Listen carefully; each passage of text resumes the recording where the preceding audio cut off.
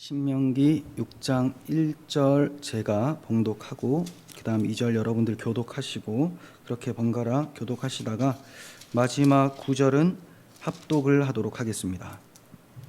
이는 곧 너희의 하나님 여호와께서 너희에게 가르치라고 명하신 명령과 규례와 법도라. 너희가 건너가서 차지할 땅에서 행할 것이니 곧 너와 내 아들과 내 손자들이 평생에 내 하나님 여호와를 그 모든 규례와 명령을 또 내 나를 장구하게 하기 위해 이스라엘아 듣고 삼가 그것을 행하라. 그리하면 내가 복을 받고 그 조상들의 하나님 여호와께서 내게 허락하심과 같이 젖과 꿀이 흐르는 땅에서 내가 크게 번성하리라. 이스라엘아 들으라. 우리 하나님 여호와는 오직 유일한 여호와이시니 너는 마음을 다하고 뜻을 다하고 힘을 다하여 내 하나님 여호와를 사랑하라.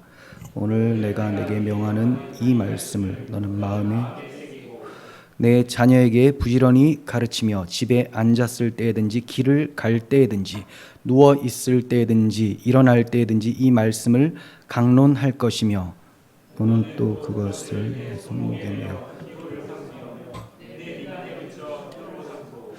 또 내 집 문설주와 바깥문에 기록할지니라. 아멘. 네, 오늘은 하나님의 구원 계획 78 내 하나님을 사랑하라라는 제목으로 말씀을 전하도록 하겠습니다. 우리가 살펴보고 있는 이 신명기의 원 제목은 히브리어로 되어 있는데 히브리어 성경의 제일 앞에 문장 그것이 제목이 됩니다. 이렇게 시작을 합니다. 엘레하 데바림 이는 말씀드리라 이런 뜻이에요. 이제 말씀들을 내가 전하겠다. 하나님의 말씀을 전하겠다. 이렇게 이제 시작이 되는 거죠. 신명기라는 이 한글 제목은 다시 반복해서 말씀을 전한다라는 거예요. 그러니까 시내산에서 말씀을 받았고 1세대에게 말씀을 전했죠. 그런데 모압 평지에 와서 이제 가나안 땅으로 들어가기 전에 다시 한번 2세대들에게 시내산 언약에 참여하지 못했었던 2세대들에게 다시 한번 하나님의 말씀 율법을 전한다. 이게 신명기예요. 그리고 또 계명을 밝히는 책 이런 의미가 있습니다. 그러니까 여기에서 중요한 것이 신명기에서 중요하게 강조되는 것이 율법이 무엇인지 밝히는 거겠죠. 율법이 무엇인지 아는 것이 굉장히 중요합니다. 신명기를 다 보고 나서 내가 율법을 이렇게 정의했다라고 했을 때 그걸 듣고 신명기를 잘 읽었는지 못 읽었는지가 평가될 수가 있습니다. 이 신명기 핵심 장은 6장이에요. 저는 이제 6장으로 봅니다. 사람마다 다르겠지만 저는 6장으로 보고 그 중에 또 핵심 9절이 5절로 봅니다. 5절은 여러분께서 잘 아시듯이 너는 마음을 다하고 뜻을 다하고 힘을 다하여 내 하나님 여호와를 사랑하라 이런 말씀입니다. 자, 여호와 하나님을 사랑하라는 것 그것도 마음과 힘과 뜻을 다해서 하나님을 사랑하라는 것이 하나님의 뜻이에요.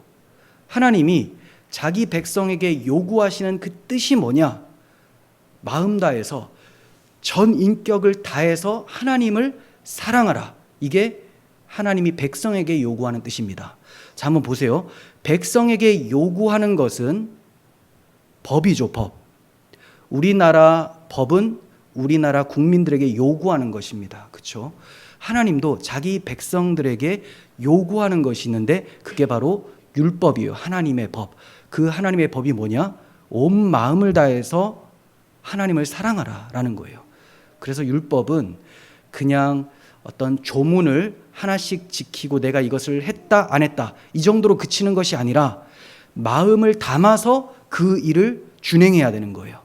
마음에 하나님을 경외함과 사랑함이 없이 무슨 일을 한다면 그것은 그 일을 겉으로 봤을 때 했다 하더라도 하나님 보실 때는 외식하는 바리새인과 서기관들아 이런 평가가 내려진다는 것이죠. 자, 그런데 생각해 보면 하나님을 사랑하라라고 하셨는데 그것도 마음을 다하여서, 뜻을 다해서, 힘을 다해서 하나님을 사랑하라. 그런데 이게 죄와 허물로 죽은 인간에게 과연 가능한 말씀인가? 죄와 허물로 죽은 인간은 누구를 위해서 삽니까? 누구의 이름을 위해서, 누구의 영광을 위해서 살게 됩니까?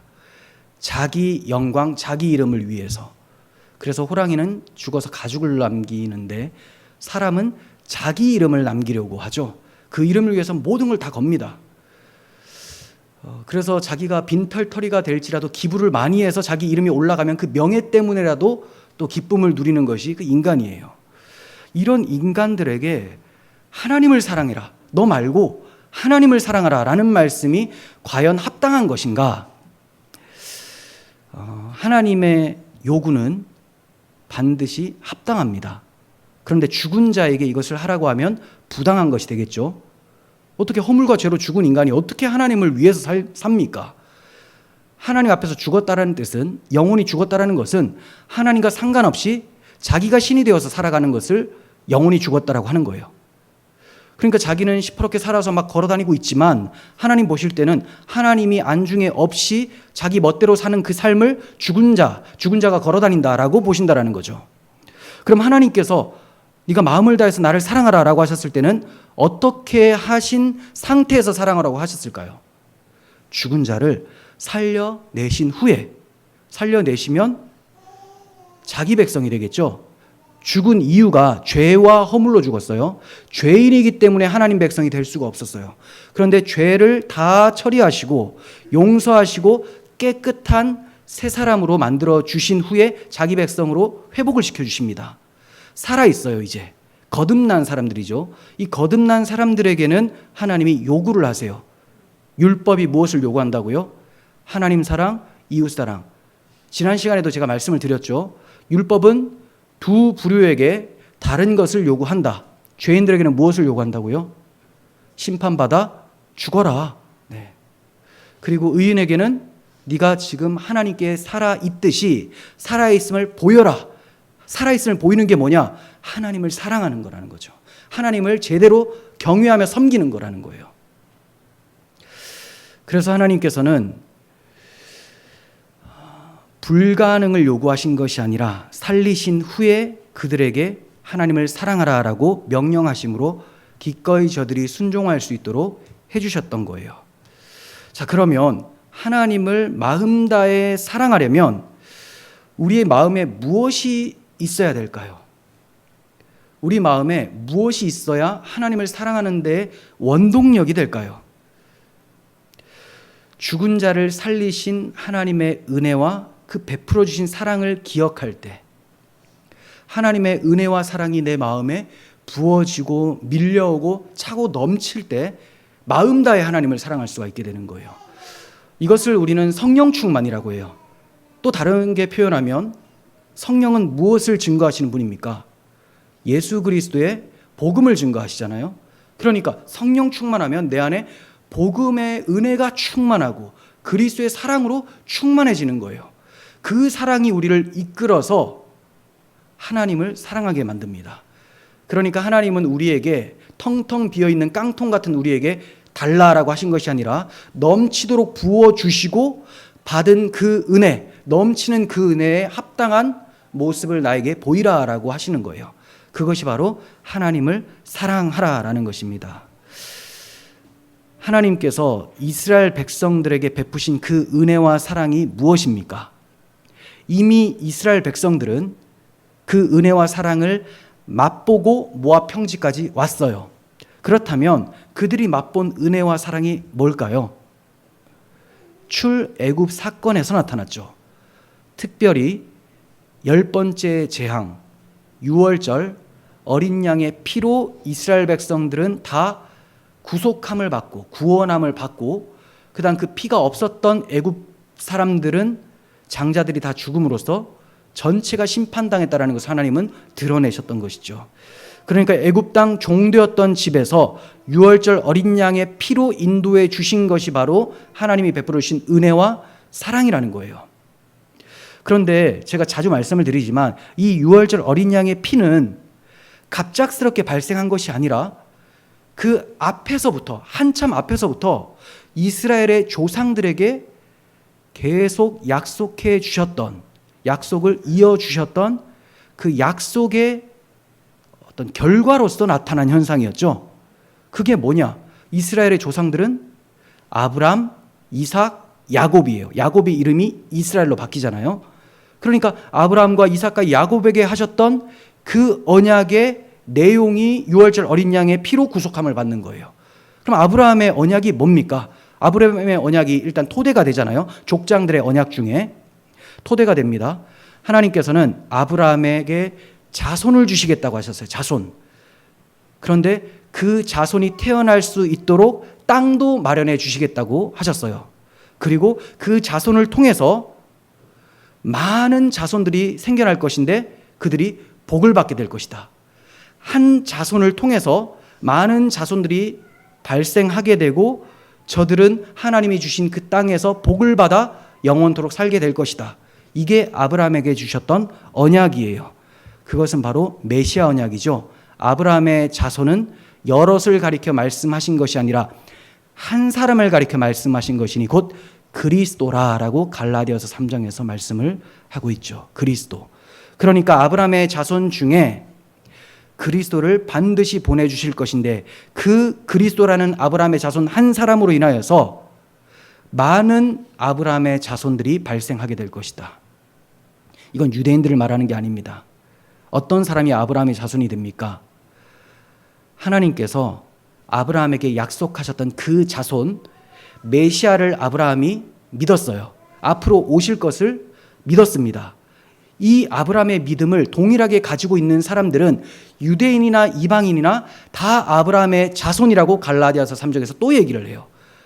약속대로 유업을 이을 자들이다. 아브라함과 같이 약속대로 유업을 이을 자들은 누구냐? 바로 메시아를 바라보며 살아가는 사람들. 그러니까 아브라함, 이삭, 야곱 그 밑으로 쭉 이스라엘의 계보들이 있죠. 그리고 신약 시대에 와서 오신 예수 그리스도를 믿는 우리가 다 아브라함의 자손이 되어지는 거예요. 자, 그러면 아브라함에게 하셨던 그 언약, 메시아 언약이 시간이 지나서 이스라엘 국가에게 어떻게 드러났느냐?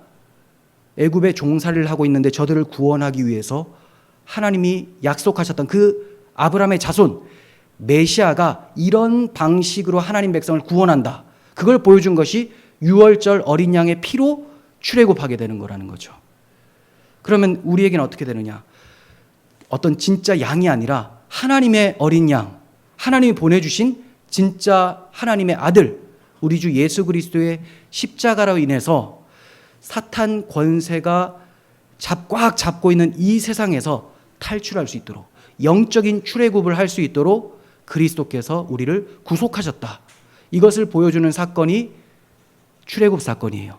영적 출애굽을 예표했었던 사건이고 이것은 아브라함의 언약을 일시적으로 성취해 준 것이고 궁극적으로는 그리스도 안에서 성취될 것이었다는 것을 보여준 것이죠. 그러므로 하나님의 사랑을 가능케 하는 원동력은 저들이 받았었던 은혜와 사랑은 바로 유월절 어린 양의 피를 생각하는 것. 우리는 종살이를 했는데 우리의 힘으로는 바로에게서 절대로 벗어날 수가 없었는데 하나님께서 보내실 아브라함의 자손, 그 자손이 이 유월절 어린 양의 피 흘림처럼 나를 위해 죽으셔서 나를 구원해 내실 것이다. 이것을 바라보는 사람들, 이런 사람들이 그 은혜와 사랑에 감격해서 하나님을 사랑할 수가 있게 되는 거예요. 자, 그러므로 신명기의 핵심이자 6장의 핵심은 출애굽 유월절 어린 양의 피로 구속하신 은혜, 곧 메시아 언약을 기억하는 것이고요. 메시아 언약을 기억하는 것, 유월절 어린 양의 피를 기억하는 것. 그리고 두 번째는 기억을 했으면 은혜를 받았죠. 그러면 나와야 되겠죠. 그래서 그 메시아 언약으로 인해 받은 은혜에 감격해서 하나님을 마음 다해 사랑하는 것. 이게 신명기의 핵심입니다.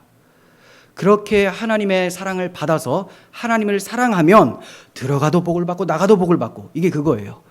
그런데 하나님의 은혜를 받지 않고 거부하고, 한마디로 메시아 언약을 거부하고 우리 주 예수 그리스도의 십자가 복음을 거절하고 자기 의를 세우면서 자기의 힘으로 하나님을 감격시켜 드리려고 하는, 내가 이처럼 공로를 많이 쌓았습니다 하면서 하나님을 자기 방식대로 사랑하려고 하는 사람들은 들어가도 저주를 받고 나가도 저주를 받는다.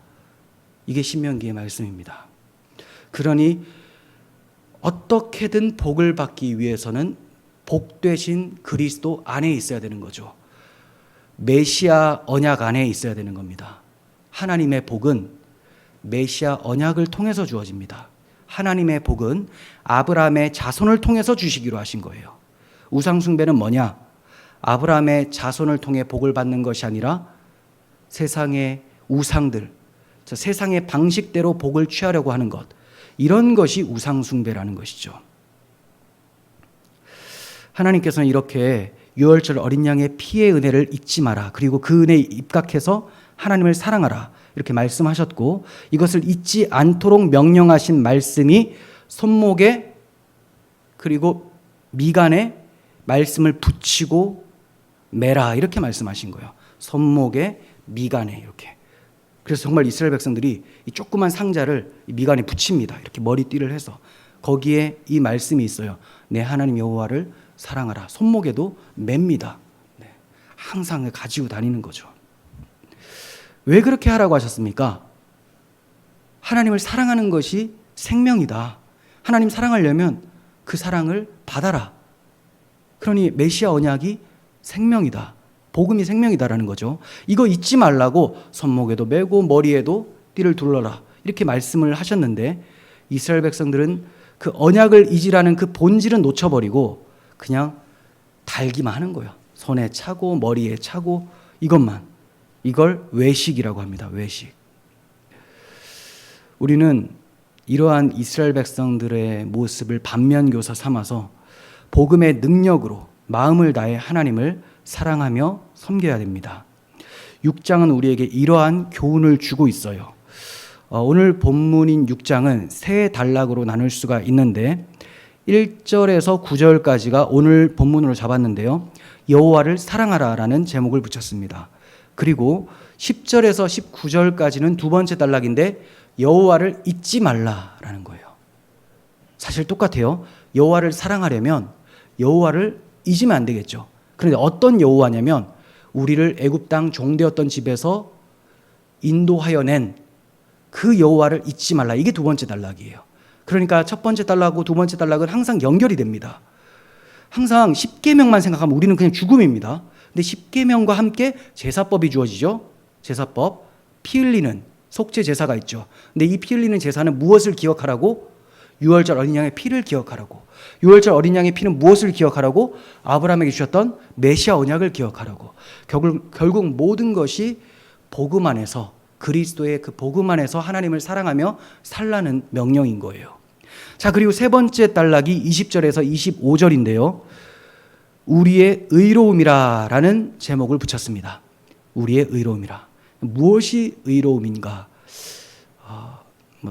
다음에 제가 이걸 할 수 있을지 모르겠지만, 이 단락을 계속 이어갈지 모르겠지만, 답부터 말씀을 드리면 하나님의 언약이 우리의 의로움이다. 네.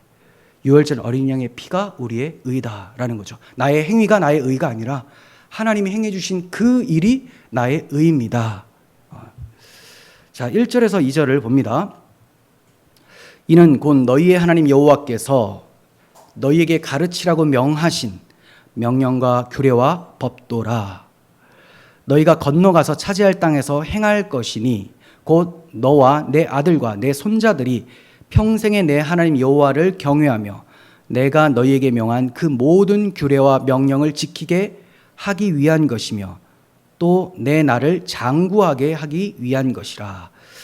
네, 하나님께서 모세에게 이스라엘 백성들을 가르쳐라라고 말씀하세요. 그럼 무엇으로 가르치라고 하시느냐? 명령과 규례와 법도로 가르쳐라, 이렇게 말씀을 하십니다. 이 명령과 규례와 법도는 약속하신 땅에 들어가서 행할 것들이에요. 그러니까 하나님께서 자기 백성을 삼아 주시고 그 백성들이 살아갈 땅, 가나안 땅을 주시고 차지하게 하신 후에 이제 완전히 하나님의 백성, 하나님 나라가 되었죠. 하나님 백성답게 사는 말씀이 바로 명령과 규례와 법도라는 거예요. 하나님의 언약 백성들이 언약의 땅에서 영구히 살아가기 위해서 영구히 지켜야 될 하나님의 뜻을 가리켜서 명령과 규례와 법도 이렇게 표현이 되고 있습니다. 명령은 뭐고 규례는 뭐고 법도는 뭐고, 예전에는 제가 이것을 좀 나눠서 설명을 했어요. 그런데 이거 성경을 계속 보니까 교차적으로 막 씁니다. 그래서 정확하게 명령은 이거고 규례는 이겁니다 이렇게 말을 할 수가 없어요. 대체로 규례라고 하면 제사법 이런 걸 얘기는 하긴 해요. 그런데 계명이라고 해도 제사법을 얘기를 할 때도 있고요. 또 율례라고 해도 제사법을 얘기를 할 때도 있고, 뭐 시민법, 사회법이라고 하거든요. 막 섞어서 쓰기 때문에 정확하게 알 수가 없습니다. 그냥 문맥상 파악을 해야 돼요. 그러면 명령과 규례와 법도, 이건 뭘 말하는 걸까요? 십계명을 말하는 걸까요? 십계명도 맞고요. 제사 제도도 맞고, 이스라엘 백성들 사회에서 지켜야 될 사회법, 시민법, 이것도 맞습니다. 그러니 모든 율법을 다 총칭하는 것이 명령과 규례와 법도예요. 십계명만 생각을 한다면 내가 그 땅에 들어가서 십계명 도덕적으로 잘 지키면 하나님께서 감격하시겠지. 자, 이런 식으로 가게 되면 반드시 외식주의가 됩니다. 겉으로만 하는 척. 물론 자기는 열심을 다해서 한다고 하는데 뭐가 없냐? 십계명을 살아내기 위한 원동력은 제사법에서 나온다고 말씀을 드렸죠. 그죠? 복음에서 나와요. 그런데 복음을 빼버린 상태로 야, 오늘은 거짓말 한 번도 안 해야지 하면서 안 했어. 막 안 했어. 야, 나는 이거 하나를 10점씩 해가지고 100점 만점에 오늘은 70점 이렇게 매기는, 그 매기는 교회에 있어요. 뭐 율법주의 교회죠. 그죠? 근데 그런 교회들이 있습니다. 그런데 십계명만 그렇게 주신 것이 아니라 제사법과 사회법 다 주셨어요. 그러니 대속하신 그 사랑 안에서 하나님의 명령, 계명을 이제 사랑하는 마음으로 지키는 거죠. 하나님을 사랑하면 하나님께서 우리에게 주신 부모를 공경하라라고 할 때는 부모를 공경하게 되겠죠. 하나님이 우리를, 원수 같은 우리를 사랑해 주셨는데 이웃을 사랑하라는 그 명령이 마음에 들지 않고 부담이 될 수 있을까요? 하나님의 사랑이 밀려온다면 나도 내 몸을 바쳐서 하나님이 그토록 사랑하는 저 이웃을 섬겨야 되겠다, 이렇게 나와요. 그래서 5계명부터 10계명까지는 이웃에 대한 사랑을 나타낸다고 우리가 통상적으로 표현을 하죠. 그래서 살인하지 말라. 살인 막 죽이고 싶은데 살인을 안 하는 거예요. 꼭 참는 거예요. 하지 말라니까. 그럼 혼날까 봐. 이미 마음에서 살인이 일어난 거예요. 그럼 어떻게 살인 안 할까요? 이웃을 사랑하면 안 하죠. 이웃을 사랑하면 이웃의 것을 도둑질하지 않죠. 이웃을 사랑하면 이웃의 아내를 간음하지 않습니다. 그러니까 이것은 결국은 하나님을 사랑해야지만 가능하다는 거예요. 그걸 가능케 하는 것이 제사법, 그게 바로 유월절을 기억하는 것이라는 거죠. 우리도 마찬가지예요. 우리가 이 교회는 참 경건해라고 할 때 율법주의 교회와 복음적 교회가 겉으로 드러나는 모습이 비슷할 수도 있습니다. 왜냐하면 겉으로는 안녕하세요 하고 뭐 무슨 일이 있어도 꼭 참아요. 근데 속에서 막 불이 일어나가지고 저 어떻게든 저거 삶아 먹을까, 뭐 구워 먹을까 막 이러고 있는데, 그건 이제 율법주의인 거예요. 하나님한테 혼날까봐, 저주받을까봐. 그런데 그게 아니라 화가 나기도 하죠. 우리가 왜 화가 안 나겠습니까? 화가 나지만 하나님을 생각해 보면 내가 하나님 앞에 더 화가 나는 존재거든요, 원래는. 그런데 이러한 나를 자기 피로 구원해 주신 그 하나님을 생각하니 내가 1만 달란트나 탕감을 받았는데 나에게 100데나리온을 빚진 자의 멱살을 잡지는 않는다라는 거죠. 그렇게 우리의 분노가 상쇄되는 거예요. 없어집니다. 꾹 참는 게 아니라 그리스도의 보혈 안에서 상쇄되어지고 그 사랑으로 섬기게 되는 겁니다. 쉽지 않아도 끊임없이 십자가를 바라볼 때 이러한 모습이 나타나요. 그러니 성화는 율법을 잘 지키는 게 성화가 아니고 절대 아닙니다. 그거 바리새인입니다. 집중해서 하나님의 복음에 초점을 두고 마음에 간직하는 거예요. 그게 성화입니다. 치열한 싸움은 내 안에 복음이 사라지지 않도록 끊임없이 복음을 묵상하고 입으로 고백하고 기도하며 사는 것. 그러면 복음의 열매가 맺혀져요. 그게 저 율법주의자들이 나타내고자 하는 그 율법의 거룩한 모습이죠. 그러니 우리는 울리는 꽹과리처럼 겉모습만 흉내내는 것이 아니라 복음의 감격함 속에 치열하게 복음을 지켜내는 거예요. 어떤 사람들이 다른 복음을 얘기하고 세상 가치를 막 얘기하면서 우리를 미혹할 때 나의 주, 나의 보물은 예수 그리스도밖에 없다. 이것을 생각할 때 마음에 감격함이 있고 그리고 하나님의 뜻대로 그리스도의 인격대로 살아낼 수가 있게 되는 것입니다. 그러니 우리 교회가 맨날 복음만 말하고 칭의를 말하는 것 같지만 결국은 그걸 왜 얘기하느냐? 성화 때문에 이야기를 하는 거죠. 그러니까 무엇보다도 더 열심히 살게 하기 위해서 이토록 복음을 강조하는 겁니다. 그런데 무엇보다 열심히 살게 하기 위해서 율법을 강조하잖아요. 외식하는 사람들만 만들어내는 공장이 됩니다. 정말 위험한 거예요. 이렇게 복음적 삶, 하나님이 기뻐하시는 삶, 여호와를 마음 다해 사랑하는 것, 이것은 출애굽 2세대뿐만이 아니라 그들의 아들 그리고 자손까지도 지켜야 된다. 이렇게 말씀을 해요. 그러니까 뭐 3대까지만 이게 아니고요. 하나님의 백성이라면 영원히 지켜야 될 삶의 방식이 바로 명령과 규례와 법도에 다 들어가 있다. 이렇게 말씀하는 거예요. 영원히. 하나님께서는 모든 율법을 통해서 하나님을 경외하기를 원하십니다. 하나님이 주신 이 율법, 단순히 시내산 율법뿐만이 아니에요. 약속의 땅에 들어가서 지킬 정도가 아니라 성경 전체가 율법입니다. 성경 전체가. 이 하나님의 말씀을 통해서, 율법을 통해서 하나님 경외하기를 원하시는 거예요. 하나님 경외가 뭡니까? 공포감에 질려서 하나님 뜻대로 막 순종하는 거? 그건 율법주의죠. 하나님을 공경하면서 하나님을 하나님답게 대접해드리는 것. 이게 하나님 경외예요. 참되게 하나님을 섬기는 겁니다. 겉으로만 섬기는 것이 아니라 참되게. 창조의 목적대로 마음을 다해서 하나님을 사랑하는 것. 그리고 그 뜻에 순종함으로 섬기는 것. 이것이 하나님 경외입니다. 하나님 경외하십시오 하면 굉장히 추상적으로 느껴지잖아요. 뭐 어떤 방식으로 경외해? 오, 놀라우신 하나님 막 이렇게 찬양을 하고 기도해야 되는 건가? 뭐 그렇게 나올 수도 있겠죠. 그런데 그렇게 한다고 해서 경외가 아니라 온 마음을 다해서 하나님을 사랑하며 하나님이 명령하신 것을 준행하며 살 때 그것이 하나님 경외입니다. 그러니까 타락한 창조의 회복의 결과가 하나님 경외예요. 하나님이 창조를 하신 목적은 하나님을 경외하는 하나님 백성들을 만드는 거였어요. 하나님을 사랑하며 섬기는 하나님 백성을 만드는 거였죠. 그런데 저들이 죄를 범해서 하나님을 경외하지 않아요. 그리고 하나님을 사랑하지 않고 자기 뜻대로 살아갑니다. 자기 뜻대로. 이러한 자들을 하나님께서 새롭게 바꾸어 내세요. 그렇게 바꾸어 낸 자들이 다시 하나님을 경외하게 됩니다. 그러니 창조 회복의 결과가 하나님 경외죠.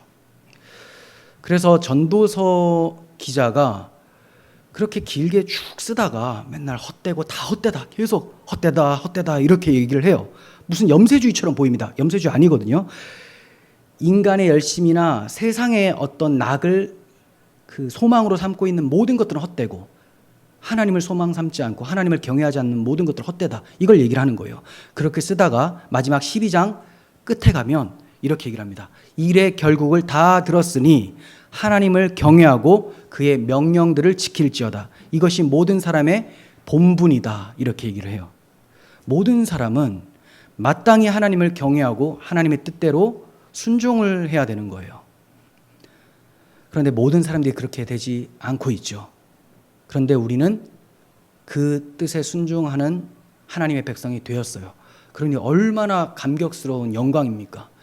창조가 회복이 됐으니, 하나님의 자기 창조가 하나님의 구속하심으로 회복이 됐으니 얼마나 큰 은혜입니까? 이렇게 하나님을 경외하며 그 뜻대로 살라 하신 것은 내 나를 장구하게 하기 위한 것이다, 이렇게 말씀을 하시죠. 네가 이렇게 하나님을 사랑하며 그 명령을 지키면 내가 장구하게 될 것이다, 오래 살게 될 것이다, 이런 말씀이에요. 이 말씀은 세 가지 측면으로 우리가 적용을 해야 돼요. 먼저 개인적인 측면입니다. 내 날이 길게 될 것이다, 이 말은 개인적으로 나의 생명이 길게 될 것이다, 장수하게 될 것이다. 그런데 이것은 신약에 적용될 것이 아니고요, 구약에 적용될 표현입니다.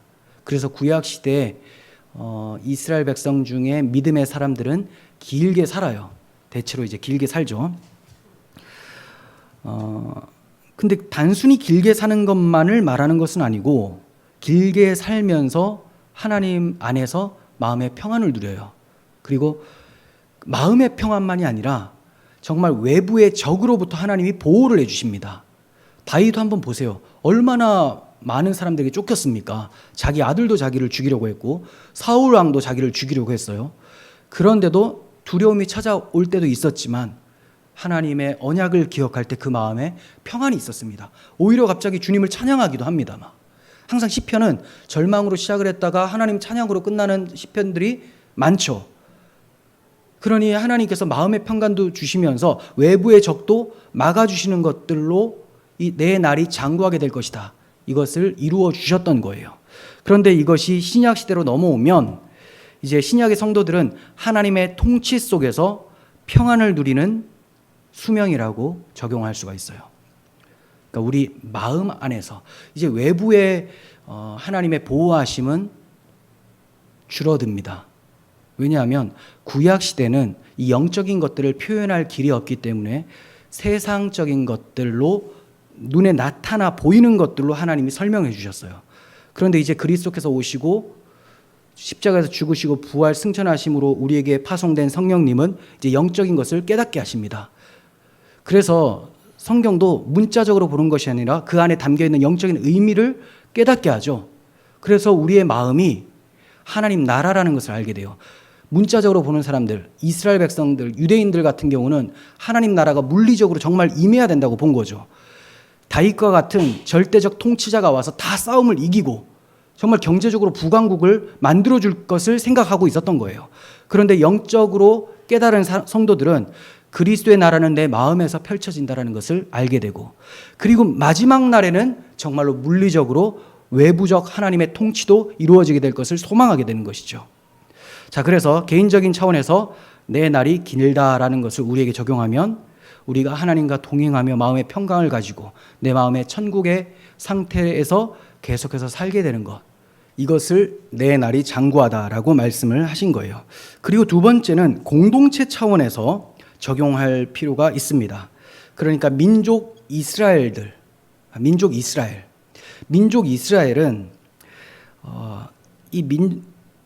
야곱이라는 한 사람을 통해서 12명의 아들이 생기게 되고요. 또 애굽에는 내려갈 때 70명이었는데 430년 후에는 60만 명, 200만 명 가깝게 만들어집니다. 남자만 60만 명이니까 엄청 커져요. 그리고 왕들이 너에게서 나오리라라는 말씀대로 계속해서 왕들이 이어져 가고 나라가 든든히 서가는 것을 통해서 하나님께서 이스라엘 나라가 장구하게 될 것이다, 이것을 말씀해 주신 거예요. 하지만 이것이 신약으로 오면 영적 이스라엘인 교회가 장구하게 될 것이다. 세상은 교회를 박해하고 어떻게든 그 수를 없애려고 하지만 주님의 백성들, 주의 교회는 든든히 서가는 거예요. 뭐 지하 교회든지 그들이 눈에 보이지 않을지라도 계속해서 주 예수를 믿는 사람들이 발생해지고, 그러니 뭐 공산주의나 이슬람이 그렇게 박해하며 죽여도 하나님의 복음이 사라지지 않는 것은 교회가 사라지지 않기 때문입니다. 이렇게 하나님의 공동체, 교회를 점점 흥왕하게 만들어 내신다라는 것. 그리고 이제 미래적 차원에서 적용해 볼 수가 있는데요.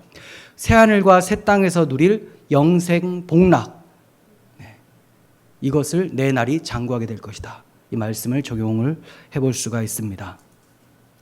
그러니까 메시아 언약을 간직하고 그 언약에 합당하게 살아가면 하나님께서 이 땅에서도 잘되고, 그 잘되고가 무엇을 하든지 주님과 동행하니까 잘되는 거예요. 내 마음이 평안한 거예요. 근심 걱정이 사라지게 됩니다. 있다 하더라도 상쇄됩니다. 그 잘되고, 그리고 저 세상에 가서, 새하늘과 새 땅에 가서도 영원토록 영혼과 육체가 다 잘되는 상태가 되어지는 것이죠. 3절을 봅니다. 이스라엘아 듣고 삼가 그것을 행하라. 그리하면 내가 복을 받고 내 조상들의 하나님 여호와께서 내게 허락하심과 같이 젖과 꿀이 흐르는 땅에서 내가 크게 번성하리라. 네, 삼가 그것을 행하라라고요. 삼가라는 단어는 샤마르인데요. 지키다, 준수하다, 보존하다 이런 뜻이에요. 그러니까 원래는 하나님께서 내 명령을 지켜라라고 할 때 주로 샤마르를 쓰시거든요. 그런데 여기에서 삼가 그것을 행하라 이렇게 얘기를 해요. 이것은 하나님의 말씀을 행할 때 신중하게 주시하면서 하나님의 뜻을 보존한 상태로 엉뚱하게 행하지 말고 하나님의 뜻대로 신중하게 행하라 이런 뜻이에요. 그럼 문맥적으로 우리가 생각해 보면 어떻게 해석을 할 수가 있느냐? 지금 우리는 메시아 언약에 합당하게 하나님을 사랑하라 이걸 지금 얘기하고 있었죠. 메시아 언약의 그 감격함으로 명령과 규례와 법도를 행하라였어요. 그런데 신중하지 못하면, 샤마를 하지 못하면 어떻게 됩니까? 좌로나 우로나 치우치겠죠. 그러면 좌로 치우치면 율법주의가 되고 우로 치우치면 방탕함이 나타나게 됩니다. 그래서 신중하게 하나님의 뜻을 생각하고 복음을 생각하고 복음에 합당한 삶을 살라. 이렇게 해석을 할 수가 있습니다. 신명기 5장 32절에서도 그런즉 너희 하나님 여호와께서 너희에게 명령하신 대로 너희는 삼가 행하여 신중하게 행해라. 명령은 하셨는데 그 본질은 알지 못하고 겉으로만 행하면 율법주의가 되는 거죠. 이건 자유함이다 하면서 막 마음대로 살면 방탕주의가 되는 거예요. 그래서 삼가 행하여 좌로나 우로나 치우치지 말라. 고든 길로 가라. 고든 길은 예수 그리스도께서 걸어가신 그 길밖에 없어요. 십자가의 길로 가는 것밖에 없습니다. 자, 이렇게 말씀을 주시면서 내 조상들의 하나님이라고 말씀을 해주셨어요. 내 조상들의 하나님. 이것은 무엇을 떠올리게 하는 표현입니까? 아브라함과 이삭과 야곱의 하나님. 그 말은 언약의 하나님. 이건 외우셔야 됩니다. 이런 거는 계속. 조상들의 하나님은 아브라함, 이삭, 야곱의 하나님. 아브라함, 이삭, 야곱의 하나님은 언약의 하나님이라는 뜻이고, 언약의 하나님이라는 뜻은 메시아 언약을 주시고 반드시 지켜내시는 신실하신 하나님. 이걸 의미하는 거예요. 자, 그러니까 내 조상들의 하나님이라고 하셨어요. 그러므로 아브라함에게 세워주신 메시아 언약의 내용이 이 3절에 나타납니다. 보세요. 이스라엘아 듣고 삼가 그것을 행하라. 그리하면 복을 받는다. 아브라함 언약에 복 받는 거 나오죠. 그리고 여호와께서 내게 허락하심과 같이 젖과 꿀이 흐르는 땅에서 땅을 받는다. 그리고 번성하게 될 것이다. 내 자손이 많게 될 것이다. 이러한 복을 저들의 행위로 얻으라고 하는 것일까요? 아니죠. 아브라함의 언약에는 내 씨로 말미암아라는 말씀이 있습니다. 그러니까 앞으로 오실 메시아 아브라함의 자손을 바라보며 네가 말씀대로 산다면 너는 복을 받게 될 것이다. 이렇게 말씀하고 있는 것이죠. 여러분들이 이거 집중해서 보시지 않으시면 신명기 보실 때 완전 율법주의 됩니다. 내가 이거 못 지켰구나. 나 이제 어떡하나. 심판받나. 저주받나. 막 이상해져요. 내가 이 안 좋은 일이 일어난 것은 이걸 하나 못 지켜서 그렇구나. 또 잘못 보면 뭐 방탕함으로는 잘 안 빠져. 이게 신명기가 그냥 율법주의를 만들 수가 아니라 마귀가 이 신명기를 가지고 율법주의를 잘 만들거든요. 그래서 우리가 항상 신명기에 자주 등장하는 표현, 내 조상들의 하나님, 아브라함과 이삭과 야곱의 하나님, 이런 표현들에 귀를 기울이셔야 돼요. 그리고 애굽 땅 종되었던 집에서 인도하여 내신 하나님, 이런 표현들이 계속 나와요. 율법주의로 흘러가지 말라고. 4절을 봅니다.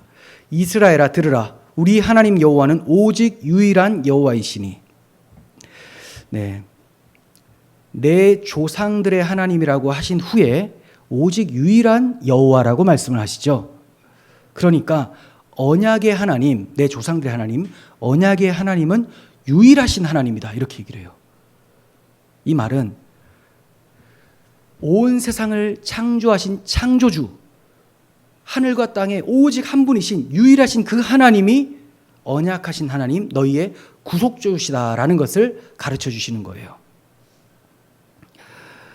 하나님이 자기 창조 회복을 위해서 아들을 내어주셨습니다. 유일하신 하나님께서 유일하신 구속주가 되셨습니다. 이것이 얼마나 감사합니까?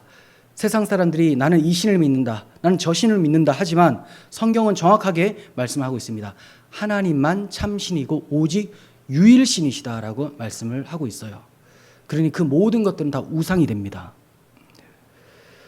그 유일하신 하나님이 우리를 위해서 자기 몸을 버려 우리를 구속하셨습니다. 얼마나 감사합니까? 창조주 하나님만 해도 찬송을 받아 마땅하신 분인데 그 하나님이 반역자인 우리를 위해 자기 아들의 피를 흘리게 하셨어요. 그러니 영원토록 찬송에 마땅하죠. 이러한 하나님께 우리가 5절의 말씀을 듣는다고 한다면 그게 부담이 되겠습니까? 5절에서 마음을 다하고 힘을 다하고 뜻을 다하여 내 하나님 여호와를 사랑하라. 아멘 아멘 이렇게 되는 거예요. 하나님, 제가 모든 것을 다해서 주님을 사랑하겠습니다. 하나님, 저에게 그 은혜, 그 사랑을 계속 부어주시옵소서. 그럼 네가 샤마를 해라. 신중하게 삼가 지켜 행하라. 우리는 계속 복음에 집중을 해야 되는 거예요. 단순히 율법만 지켜 행하라고만 말씀하시면 반드시 외식을 하게 되죠. 그러므로 하나님께서는 마음과 뜻과 힘을 다해 사랑하라라고 했어요.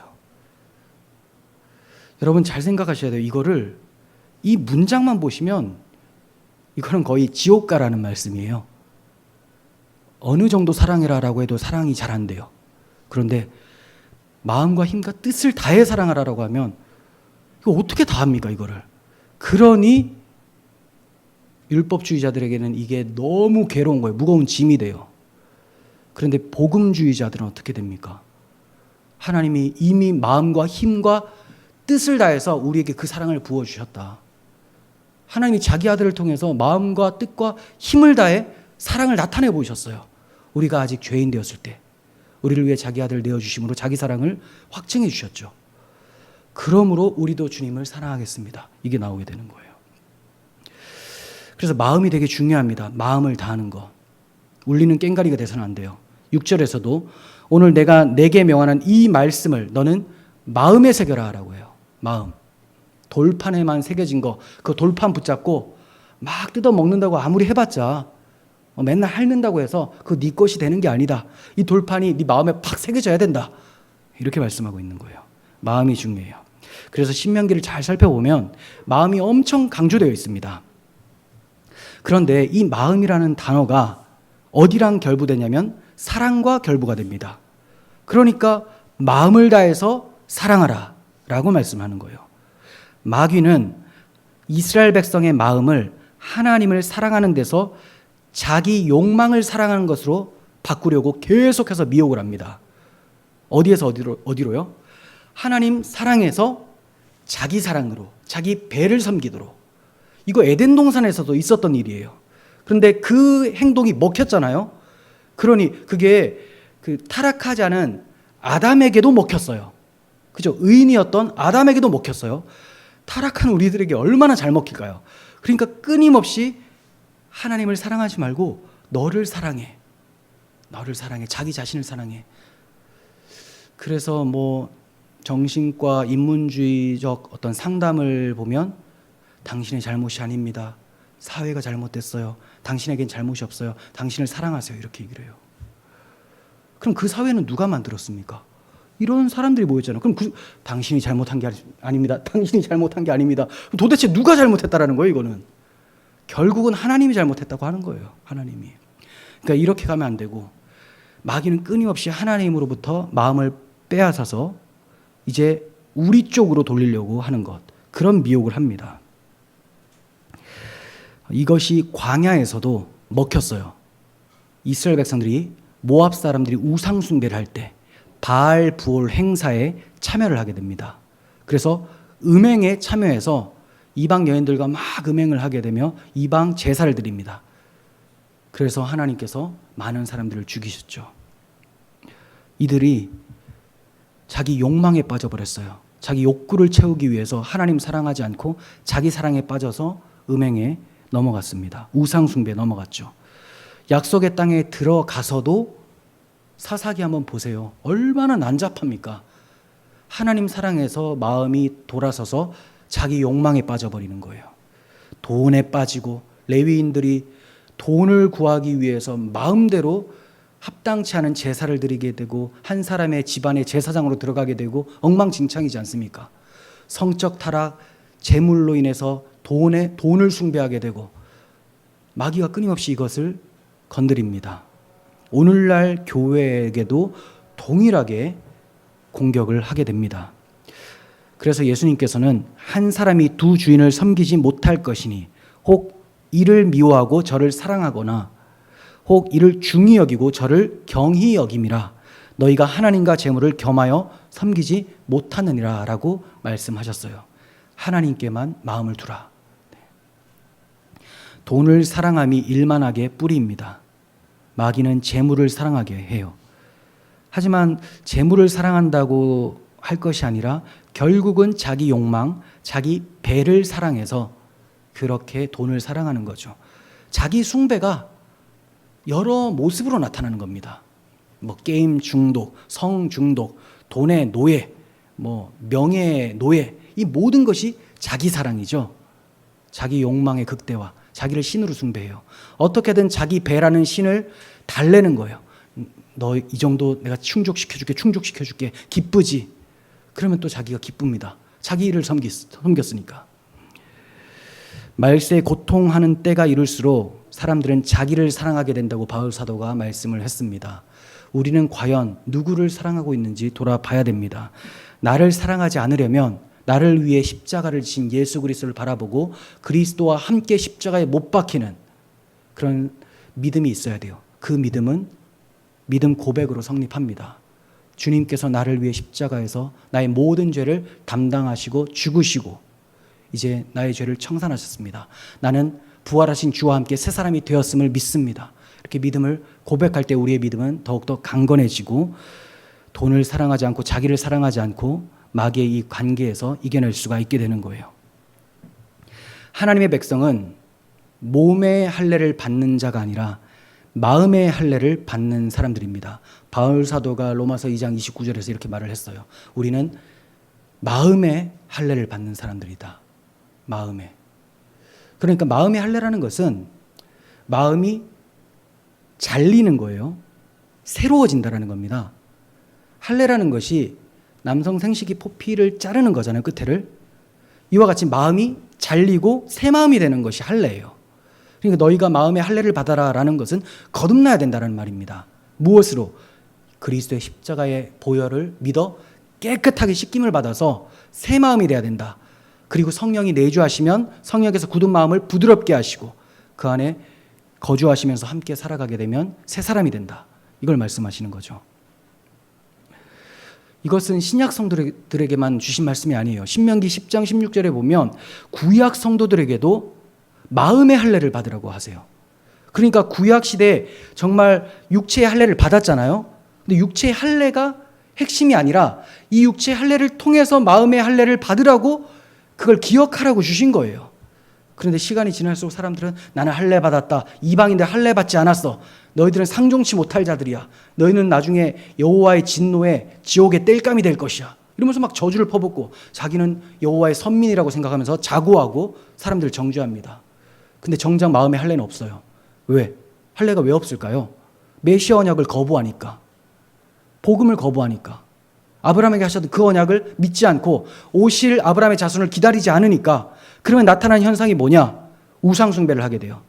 아브라함의 자손을 통해서 복 받는 것이 아니라 이방신이 섬기는 우상을 통해서 이방신을 섬기는 그 우상 숭배를 통해서 복을 받기를 원하게 되고 이방 사람들이 원하는 그 행동 방식을 통해서 일을 잘 성공시키려고 하게 되고 그러니까 우리가 교회가 세속화가 되고 복음을 따라가지 않고 믿음으로 복음에 합당한 삶을 사는 것이 아니라 사람들이 저렇게 하더니 좋은 결과를 낳게 되더라. 그러니 그것이 불법이든 뭐 합법이든 그런 거는 상관할 것이 아니라 결과만 좋으면 된다. 실용주의, 결과주의, 여기에 빠져서 살아가는 것이 우상숭배가 되는 것이고, 이런 사람들은 필히 구약시대 이스라엘 백성들이 했던 것처럼 우상숭배에 빠지면 자기 동족 학대가 일어납니다. 가난한 사람들 압제가 일어납니다. 마찬가지로 돈을 벌고 돈이 우상이 되잖아요. 다른 사람들이 짓밟게 되는 거예요. 이게 왜 이렇습니까? 복음을 놓치니까. 그러니까 기독교가 이렇게 되면 안 됩니다. 막 사람들이 외쳐요. 우리 개혁해야 됩니다. 이제 우리가 나눠줍시다. 뭘 나눠주긴 뭘 나눠줍니까? 복음을 나눠줘야지. 그래야 이러한 삶이, 나눠주는 삶이 나타나죠. 그런데 이 연료는 주지 않고 계속해서 막 그냥 끌고 가는 거예요. 그러니까 기름은 넣지 않는데, 자동차에 주유는 하지 않는데 엑셀을 계속 밟아요. 차가 안 나가죠. 엔진이 다 타요. 이게 율법주의로 사람이 다 파김치가 되는 상태에 이르게 되는 것이죠. 그래서 제가 여러분들이 생각하실 때 무슨 복음에 미친 사람 같다라고 생각하실 거예요. 맨날 복음을 전하니까. 그런데 모든 그리스도인들은 다 복음에 미쳐야 됩니다. 바울이 내가 그리스도의 십자가 외에는 알지 아니하기로 작정했다라고 했어요. 작정. 십자가 외에 자랑할 것이 없다고 했어요. 그러니 강단에서 자랑할 것만 해야죠. 십자가를 전해야죠. 고린도후서 3장 3절을 보시면 너희는 우리로 말미암아 나타난 그리스도의 편지니, 성도들, 그리스도인들은 복음을 전하는 편지가 됐다. 이것은 먹으로 쓴 것이 아니요 오직 살아계신 하나님의 영으로 쓴 것이며 또 돌판에 쓴 것이 아니라 오직 육의 마음판에 썼다. 이 복음은 그냥 돌판에 쓴 것이 아니라 성도인 여러분들 마음에 새겨졌습니다. 그럼 여러분들이 걸어다니면서 입술을 열고 전파하면 여러분들은 그리스도의 편지입니다라고 바울이 얘기를 하고 있는 거예요. 그러니 우리는 이거를 뭐 율법 조문에 매어서 사는 것이 아니라 그 율법이 마음에 새겨져서 감격함으로 복음을 선포하는 사람들인 거죠. 시편 37편 31절에서도 법이 어디에 새겨져야 되느냐? 그의 마음에는, 의인들의 마음에는 하나님의 법이 있으니 그의 걸음은 실족함이 없으리로다. 마음에 법이 없으면 실족해요. 실족. 잘못 헛디뎌서 구렁텅이에 빠져서 인생이 끝난다라는 표현이거든요. 실족한다라는 것은 잠깐 실수한다가 아니에요. 발을 헛디딘다라는 것은 끝난다라는 거예요. 그러니까 왜 실족함이 없습니까? 법이 마음에 있으니 항상 법대로 움직여요. 마음의 법. 원래 사람은 자기 마음에 있는 것을 하잖아요. 그러니 복음이 나의 삶을 복음대로 이끌어 갑니다. 그리스도처럼 살아가게 만듭니다. 그런데 이 법이 밖에 있어요. 돌판에 있어요. 십계명 두 돌판을 생각하면서 요거 지켜야지 하잖아요. 실족해요. 입에서는 가까운데 마음에서 멀어요. 복음으로만 저 율법에 새겨진 그 문자의 진짜 의미인 그리스도의 인격이 복음으로만 우리 가운데 찾아오게 됩니다.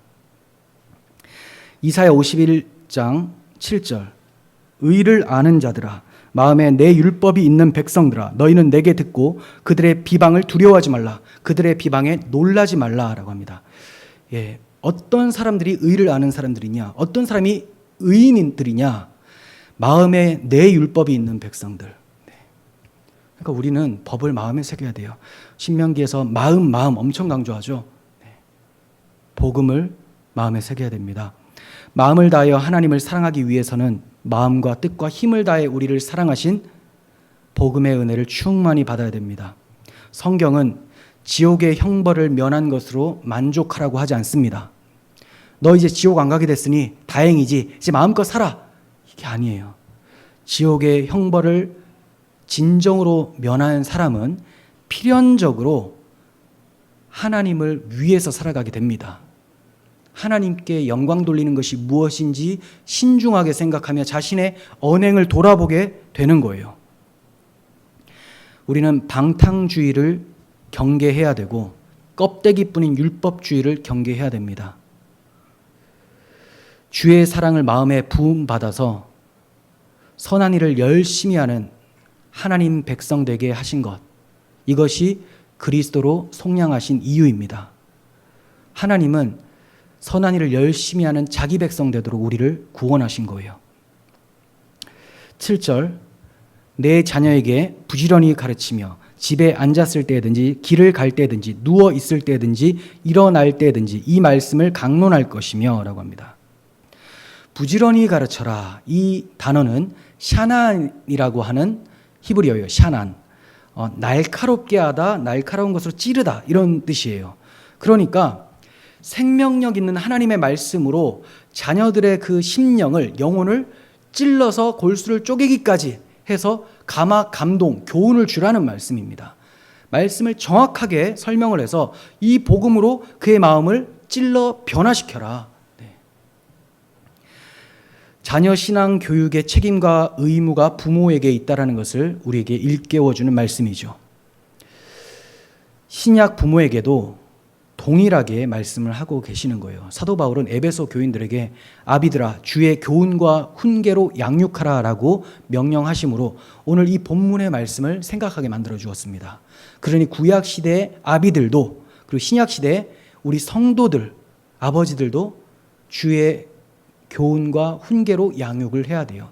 주의 교훈과 훈계는 에베소서 강의할 때도 말씀드렸지만 복음으로 그리고 성경 전체에 나타난 하나님의 도덕성, 인격에 대해서 설명해주고 그렇게 그리스도를 닮아가도록 하는 것, 이것이 교훈과 훈계로 양육하는 것입니다. 그러면 자녀들에게 부지런히 가르쳐야 될 내용은 앞서 말씀드린 것처럼 십계명뿐만이 아니라, 십계명 그리스도의 인격이죠. 그리스도의 인격은 도덕성을 나타내고 있어요. 도덕, 하나님의 도덕. 그것뿐만이 아니라 하나님이 우리를 위해 해주신 위대한 일도 가르쳐야 되는 거예요. 그래서 12절에 보면 애굽 땅 종되었던 집에서 인도하여 내신 여호와를 잊지 말아라 라고 합니다. 아이들한테 잊지 말라고 가르쳐야 돼요. 너 여호와를 잊어서는 안 돼. 그럼 계속 입으로 여호와 여호와 여호와 이게 아니잖아요. 여호와께서 무슨 일을 해주셨는지 잊지 말라는 거예요. 사사기의 그 타락이 왜 펼쳐졌습니까? 여호수아가 죽고 그 시대의 장로들도 죽고 이제 여호와가 누구신지 그 행하신 일을 알지 못하게 되니 타락하게 됐다고 사사기에서 말씀하고 있죠. 그래서 여호와께서 우리를 위해 해주신 일, 그리스도를 통해 해주신 그 복음을 설명해 주셔야 돼요.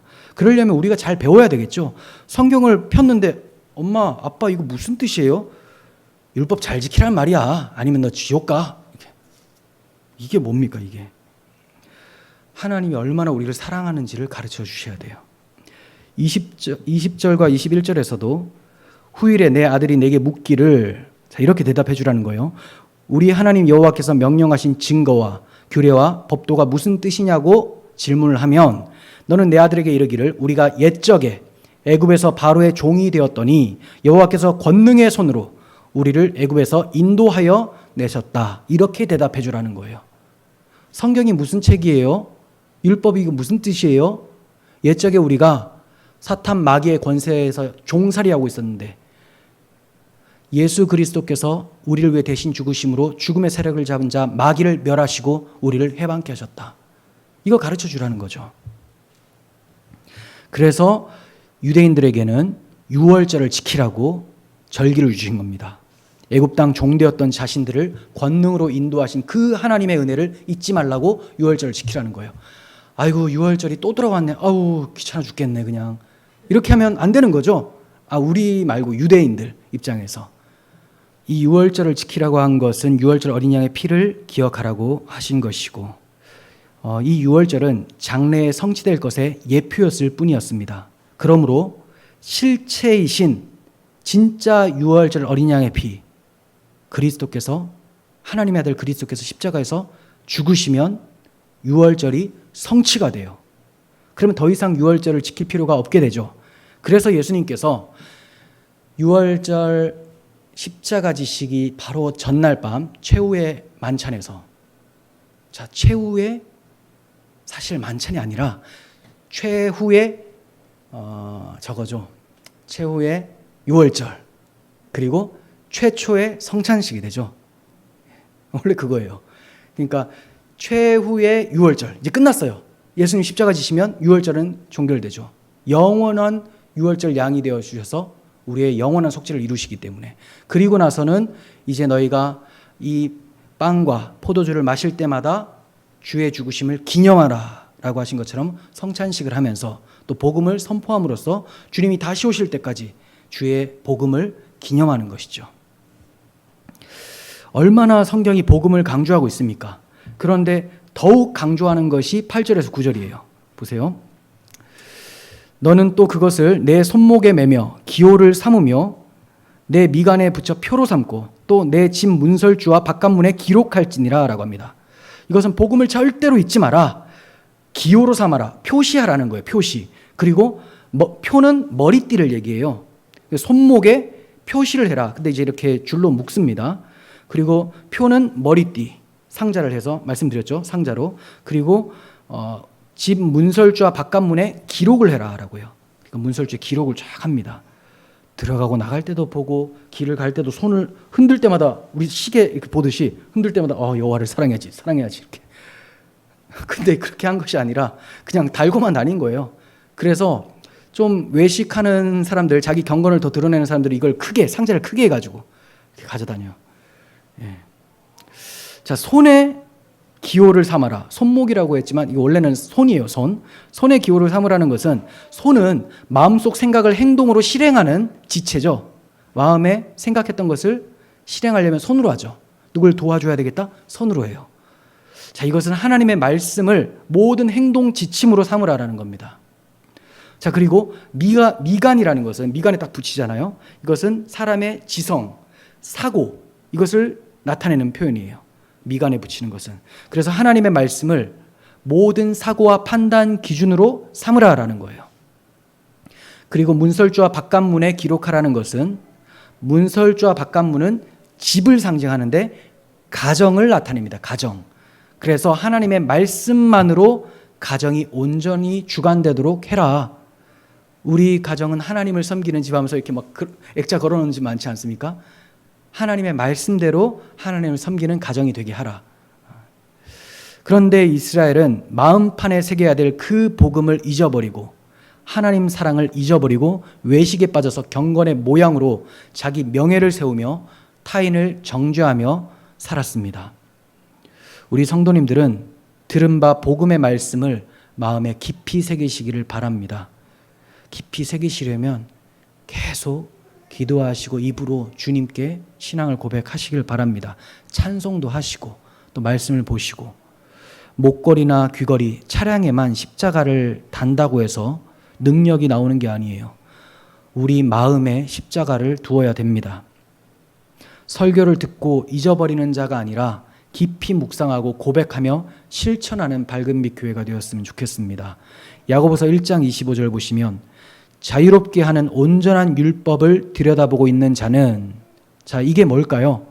자유롭게 하는 온전한 율법. 온전한 율법. 율법이 온전케 되는 것은 사랑이죠. 이 사랑은 십자가에서 이루어지죠. 복음을 얘기를 하는 거예요. 자유롭게 하는 복음을 들여다보고 있는 사람은 듣고 잊어버리는 자가 아니요 실천하는 자니, 복음이 들어가면 합당한 삶이 나온다라는 거죠. 그 사람은 그 행하는 일에 복을 받으리라. 영생 복락 누리게 되는 것이죠. 히브리서 2장 1절. 그러므로 우리는 들은 것에 더욱 유념함으로 우리가 흘러 떠내려가지 않도록 함이 마땅하다. 복음에 확고하고 처음 시작할 때 붙잡은 것을 끝까지 붙잡고 있고, 저 이스라엘 백성들이 불순종하여 멸망당한 것을 경계 삼아서 주의를 기울이면서 유념하여 흘러 떠내려가지 않도록, 세상 풍조에 휩쓸려서 나도 세속화되어 하나님을 대적하지 않도록 늘 주의하라. 이것이 마땅하다라고 말씀하고 있습니다. 정리하겠습니다. 신명기는 우리에게 율법주의를 강조하는 것이 아니라 복음에 합당한 삶이 무엇인지를 가르쳐주고 있습니다. 복음에 합당한 삶은 주님께서 죽기까지 우리를 사랑하신 것처럼 우리도 죽기까지 주님만 사랑하라고 말씀을 하는 것입니다. 이것이 하나님이 태초에 아담과 세운 언약의 본질이었습니다. 내가 너를 이렇게 사랑하니 너도 나만 사랑하라. 아담은 그것을 버리고 마귀를 따라갔습니다. 우리는 이제 그리스도의 피로 구속함을 받았으니 이제 마귀, 세상의 것을 따라가는 것이 아니라 자기 사랑을 채우는 사람이 아니라 하나님 사랑으로 영생 복락 누리는 우리 모두가 되었으면 좋겠습니다. 기도하겠습니다. 거룩하신 하나님 아버지, 우리 주 예수 그리스도의 죽기까지의 그 사랑이 우리에게 얼마나 큰 감화, 감동이며 소망이 되는지 모릅니다. 하나님, 영원히 지옥불에 들어가도 할 말이 없는 우리를 그 아들의 십자가로 구원해 주신 그 은혜가 감사합니다. 하나님, 주님 나라 갈 때까지 이 십자가의 은혜를 기억하며 주님을 뜨겁게 사랑하게 하여 주시옵소서. 세상 사람들이 다 주님을 배반하고 떠난다 할지라도 우리 주님을 위하여 우리 교회는 자기 목숨을 내어주는 마음과 뜻과 힘을 다하여 주님을 사랑하는 그런 교회 되게 하여 주옵소서. 우리 구주 예수 그리스도의 이름으로 기도합니다. 아멘.